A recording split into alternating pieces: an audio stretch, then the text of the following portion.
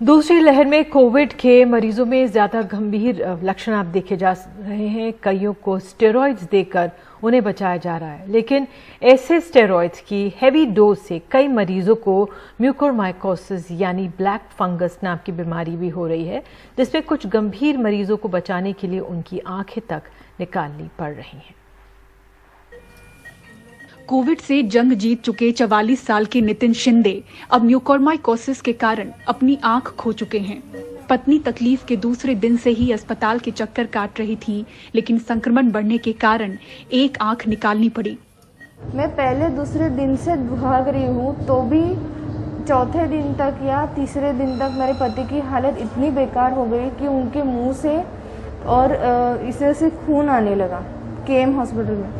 फिर मुझे नज़दीक में जो हॉस्पिटल मिला, उसको रात को मैंने लायंस क्लब में वहाँ पे उनको शिफ्ट किया। जब भी वो एडमिट हुए तभी उनके शुगर्स काफ़ी हाई थे, किडनी के ऊपर असर हुआ था, तो उनका लेफ्ट साइड का जो आँख था वो पूरी तरीके से म्यूकोरमाइकोसिस की वजह से खराब हो चुका था। और अगर ज़्यादा समय अगर रुकते थे तो ये बीमारी ब्रेन तक पहुँच सकती थी, और उसमें इसका मोर्टालिटी रेट जो है ब्रेन तक पहुँचे तो बहुत हाई रहता है। करीबन 6 से 7 घंटे तक ये सर्जरी चली, काफ़ी मेजर सर्जरी थी, और इसमें पेशेंट की एक आँख अनफॉर्चुनेटली हमको निकालनी पड़ी, लेकिन वो पेशेंट की जान बचाने के लिए बहुत ज़रूरी था। इस बीमारी को ब्लैक फंगस भी कहते हैं। नाक से शुरू होती है, आंख और दिमाग तक फैलती है। मुंबई में बीएमसी के बड़े अस्पताल सायन ने बीते 1.5 महीने में ब्लैक फंगस के 30 मरीज देखे हैं।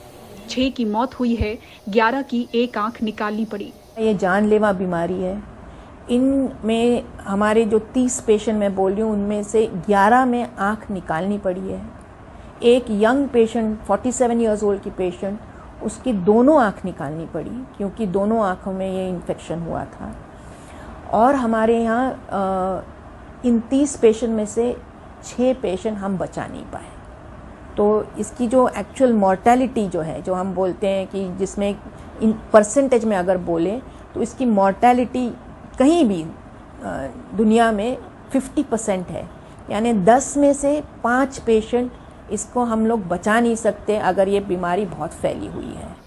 कोरोना ठीक करने वाली बीमारी स्टेरॉइड हेवी डोज दवा से इम्यूनिटी कम होना या फिर शुगर लेवल बढ़ने के कारण कई मरीजों में ब्लैक फंगस बीमारी घर कर रही है। मुंबई के ईएनटी स्पेशलिस्ट एक हफ्ते में ऐसे 4 से 5 मरीज देख रहे हैं। लास्ट वीक में ही हम लोग ने अभी करीबन 4 पेशेंट ऑपरेट किए हैं, जिसमें से 2 पेशेंट का जो है आँख की रोशनी चली गई थी। और ऐसा देखा गया है कि ये स्टेरॉइड जो है और इवन डायबिटीज़ पेशेंट का इम्यूनिटी कम कर देता है। इससे ये फंगल इन्फेक्शन ज़्यादा हो रहा है। ये स्टार्ट होता है नाक से, नाक के बाद धीरे धीरे आँख में फैलता है। तो आँख में जब फैल जाएगा तो आँख की रोशनी, आँख लाल होना, आँख में सूजन होना, आँख के आजू बाजू सूजन होना, और एकदम एंड में ये ब्रेन में पहुँच जाता है।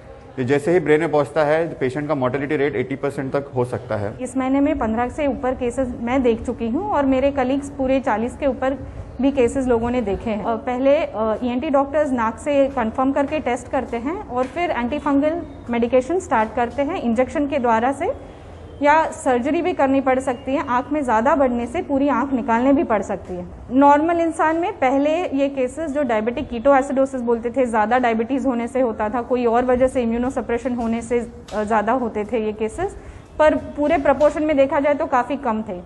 इस साल में ये ज़्यादा दिखाई दे रहे हैं, तो कोविड पेशेंट में ज़्यादा प्रीडिस्पोज होता है, उसमें वो ज़्यादा एग्जैजरबेट हो जाता है। ज्यादातर एक्सपर्ट्स बताते हैं कि म्यूकोरमाइकोसिस 2 से 3 दिन नाक में रहता है और फिर आंख की ओर बढ़ता है। नाक से खून निकलना या देखने में हल्की भी दिक्कत हो तो डॉक्टर से संपर्क करें, क्योंकि कोविड के बाद की ब्लैक फंगल इन्फेक्शन की जंग और भी ज्यादा घातक है।